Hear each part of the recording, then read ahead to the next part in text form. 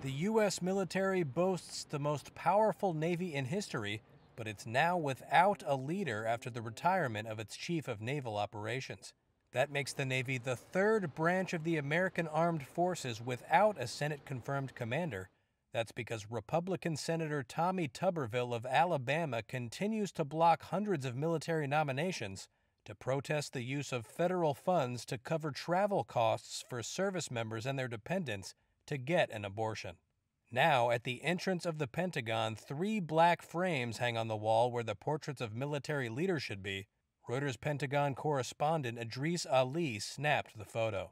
When you walk into the Pentagon, you would have seen what should have been 8 images of the chairman of the Joint Chiefs of Staff and then the different service chiefs. But instead, there are 5 images and 3 empty spots are where the head of the Navy, the Army, and the Marine Corps should be. And it really sends a strong message. It's jarring to see when you walk in that the people these military officers, these troops are supposed to be reporting to just don't exist. And so you're staring at this, wall, which is supposed to have a number of pictures essentially blacked out. And it really, I think, brings home the impact Senator Tuberville's holds are having.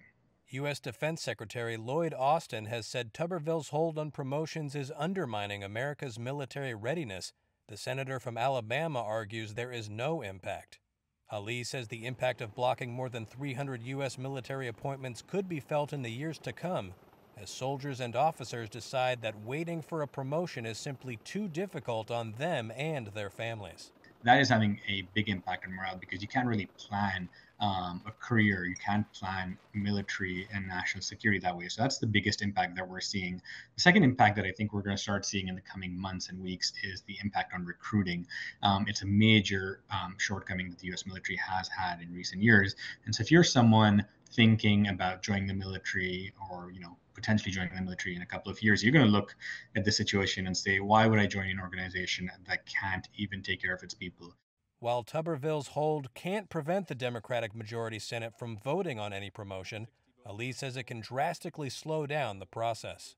You basically have a situation where the Senate can still vote on these nominees, but it requires them to go to a floor vote, which means that every single senator in the US Congress has to have a recorded vote for the individual who is being nominated. So that can take several hours per person. So if you multiply that by 300 people, we're talking about hours and days to move forward these nominations.